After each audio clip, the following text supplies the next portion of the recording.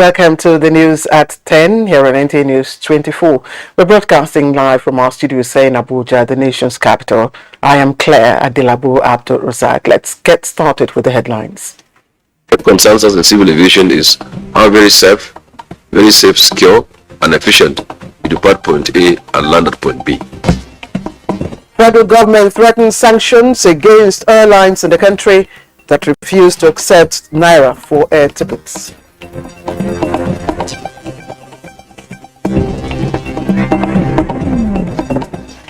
National Social Investment Program Establishment Bill 2022 gets backing of Federal Executive Council.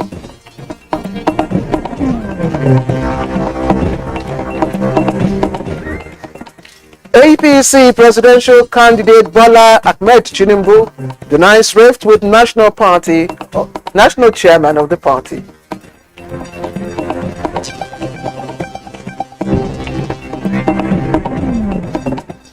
In aftermath of National Caucus meeting, PDP affirms party is one united family.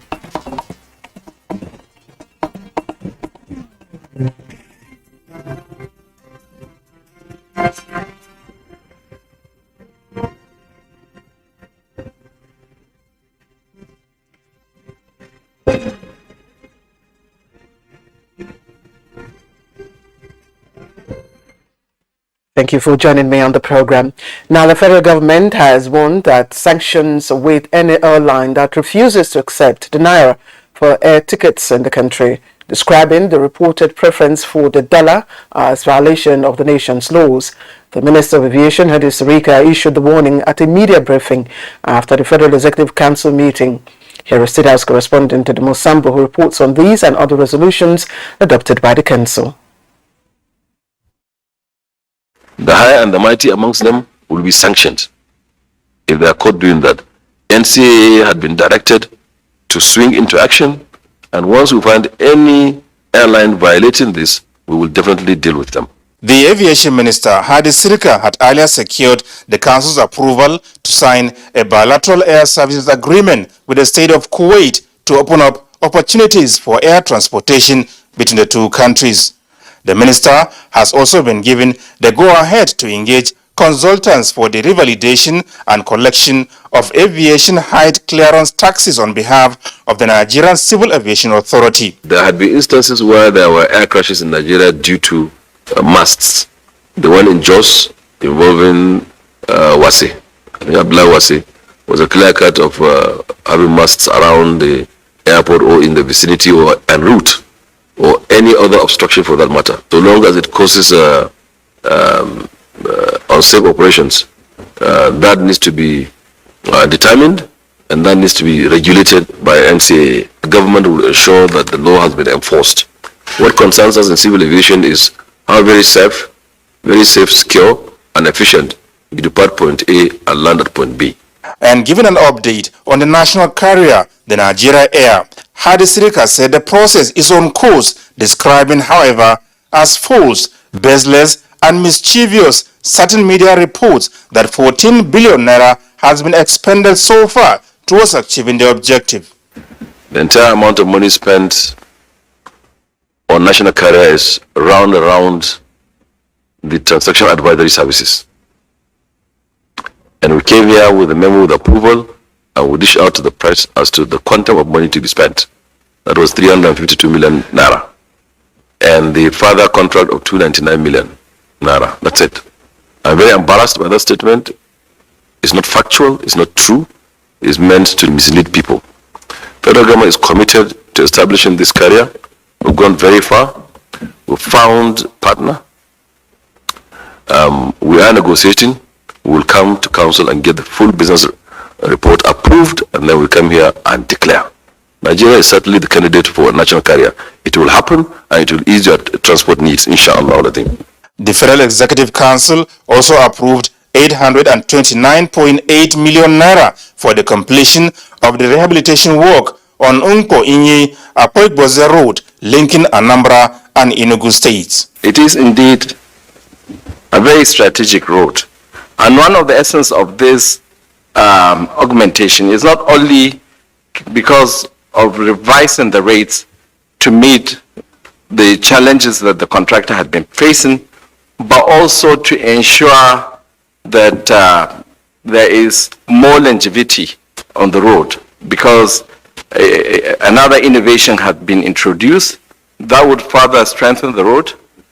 It will give it more longevity, and therefore it will withstand the traffic on that road. The minister used the opportunity to reassure Nigerians that the Buhari presidency is committed to completing most of its major roads infrastructure projects under construction, emphasizing that the second Niger Bridge, Lagos-Ibadan Expressway, as well as Abuja Kaduna-Kano Highway in particular, will be inaugurated by President Muhammadu Buhari before the end of his tenure.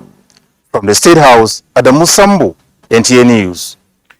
Meanwhile, the National Social Investment Program Establishment Bill 2022 has been approved by the Federal Executive Council. This is to give legal backing to the social welfare initiatives of the federal government aimed at alleviating poverty among vulnerable population. Also approved is the National Flood Emergency Preparedness and Response Plan for Nigeria as part of efforts towards mitigating the impact of the natural disaster on society. Minister of Humanitarian Affairs, Disaster Management and Social Development, Sadia Umar Farouk, announced these at a subsequent briefing meeting. Again, State House correspondent Adamu Sambu tells us more.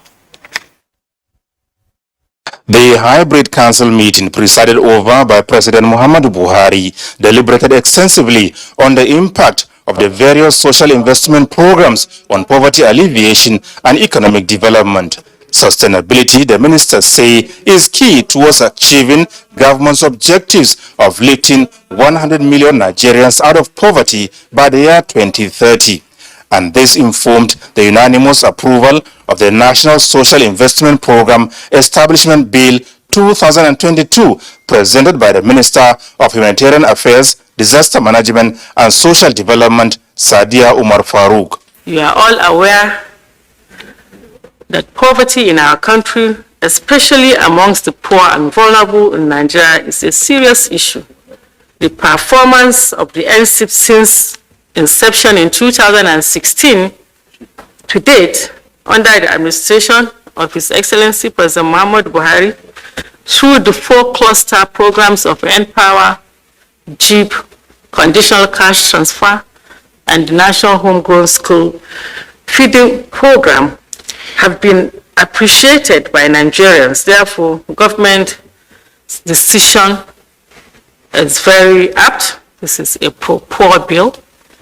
It's a bill that will go a long way in addressing the issues of poverty, vulnerabilities, and all other issues that affect our poor and vulnerable in this country. The National Flood Emergency Preparedness and Response Plan, approved by the Council, on the other hand, is aimed at mitigating the possible effect of flooding incidents across Nigeria. This plan sets out clear roles and responsibility of each stakeholder involved in flood preparedness, mitigation, response, and recovery. This plan comes at a time where floods are at its peak and the impact is leading to the loss of lives, destruction of properties, stagnation of livelihood,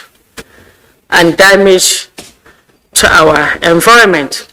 We call on all states and operational stakeholders to implement the plan so that we can return to normalcy and protect our national development. The National Flood Emergency Preparedness and Response Plan, the minister explained, seeks to make Nigeria more resilient in tackling flood disasters through effective response measures, leveraging on existing tools as well as human and financial resources.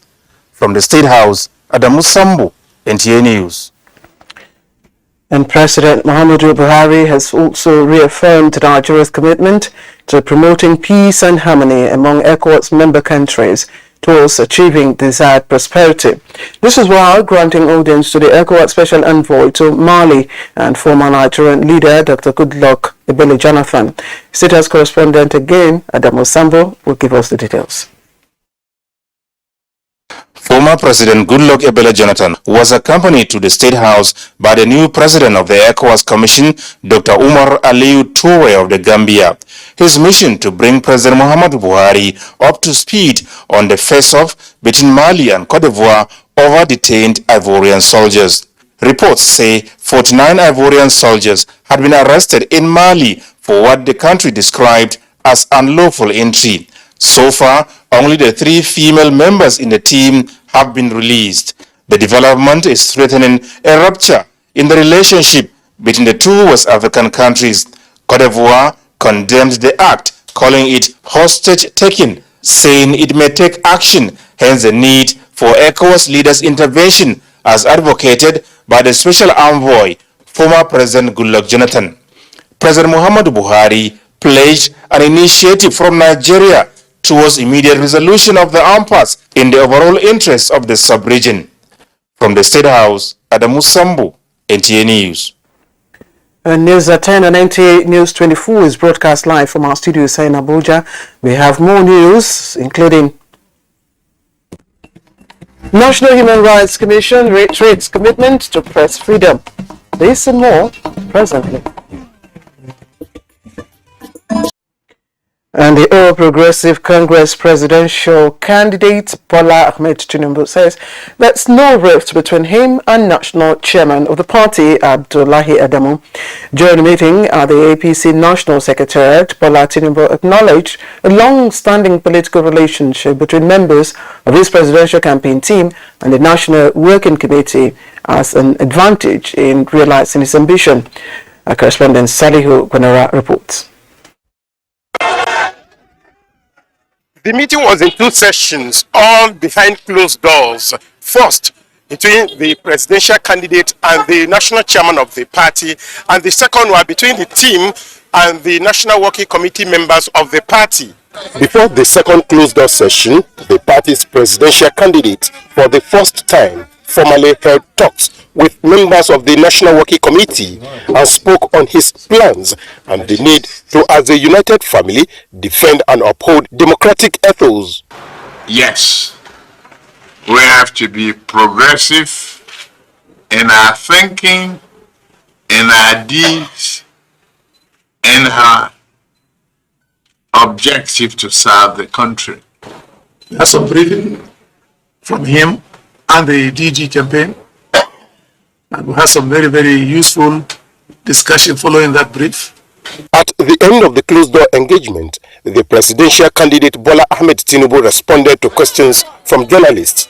Because of this meeting is to consult both the organization structure for the campaign, for us to harmonize any fear and to make sure that we have an inclusive all party and all hands on deck.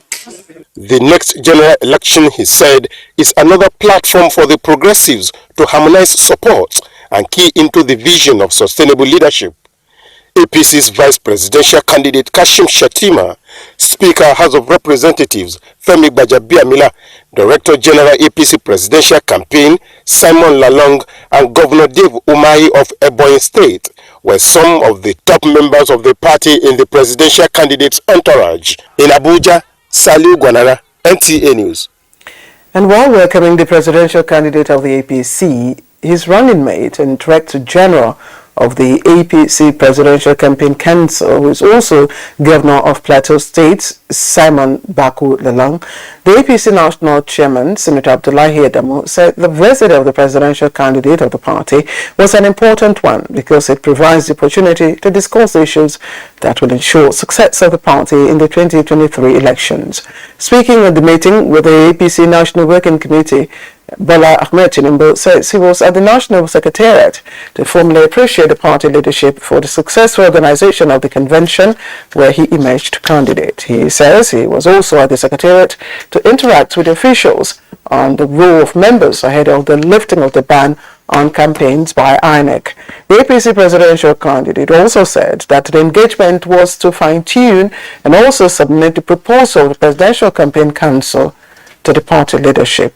He commended the DG of the APC Presidential Campaign Council, Governor Simon Bakulalong, Secretary of the Council, James Falike, and others for working assiduously to lay the foundation for the progress of the project. Let's turn our attention now to the People's Democratic Party, which says it remains one united family as all contending issues will be resolved before the 2023 general elections. Now, that was part of the conclusions reached at the end of that party's national caucus meeting, which was held here in Abuja, and our correspondent Timothy Yusuf was there.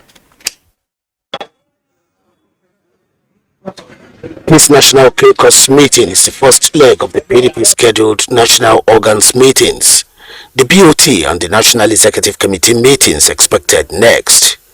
Presidential candidate Atiku Abubakar, Chairman PDP Governors Forum Aminu Waziri Tambuwal, some PDP governors, party leaders and elders as well as members of the National Working Committee, led by the National Chairman Senator Uche Ayu, attended the meeting. We are set to go, we are ready. The organs of the party are working. You can see that this is a party that truly a party.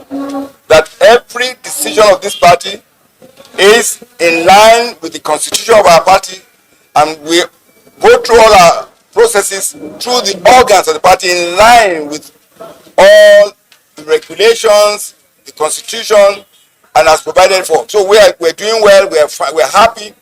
The chairman is there. Resolutions from this meeting are expected to be communicated to NEC.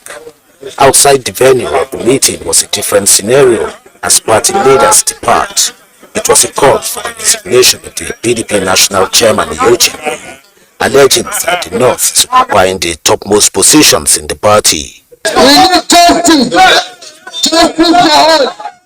We need justice! Justice for all! The party's Board of Trustees meeting and to be followed by NEC will further clarify the stability within the PDP family going forward. Timothy Yusuf, NTA News. Meanwhile, 18 governorship standard bearers of the People's Democratic Party for the 2023 general elections met earlier with Governor Nyesom Wike of Rivers State in a renewed attempt to resolve the impasse in the party. Ogidi Nyekwere reports.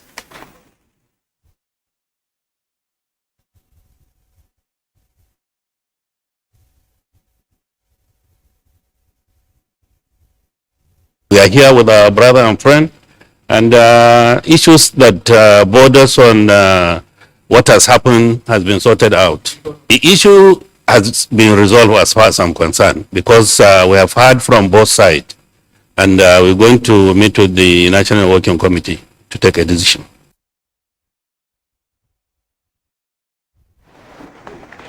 All right, that was a report put together by our correspondent Ogidi Nyekwere. So let's move away from politics now. The National Human Rights Commission says it will continue to work with relevant stakeholders to ensure press freedom that will engender good governance in the country. Omenka Amarachukwu was at an event organized by the Commission to put in perspective the fundamental rights of journalists in the line of duty.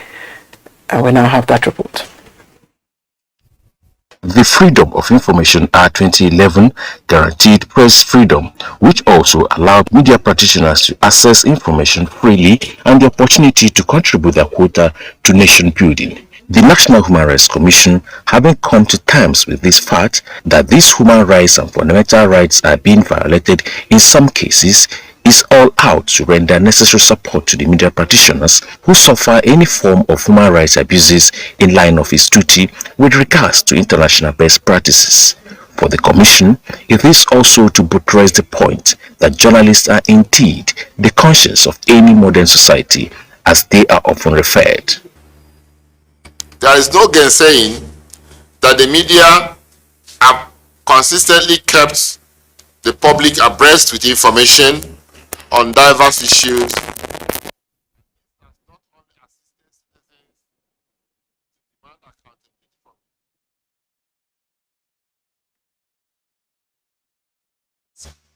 As people engage in discussions about their governance. We want to urge you that you continue in this partnership and be rest assured of our commitment and our vow to support what you're doing at this commission. To achieve all this, and as well as promote and protect human rights of Nigerians, comes the need for collaboration between the commission and the media. In Abuja, Omeka Machuku, NTA News. And the Department of State Services, DSS, has confirmed the arrest and detention of self-acclaimed Kaduna train hostage negotiator, Tukur Mamu, in its facility. A statement by the DSS indicates that Mamu was intercepted by Nigeria's foreign partners at Cairo International Airport while on his way to Saudi Arabia for Lesser Hajj. The negotiator was apprehended following a tip-off by the Nigerian military and other law enforcement and intelligence agencies to their foreign partners. The statement adds that Mamu will be interrogated in areas concerning security challenges and assures the public that the DSS will ensure that the law is allowed to run its full course. And the Osun State Police Command has refuted news making the rounds that more than 480 police officers protested non-payment of salaries in Osun.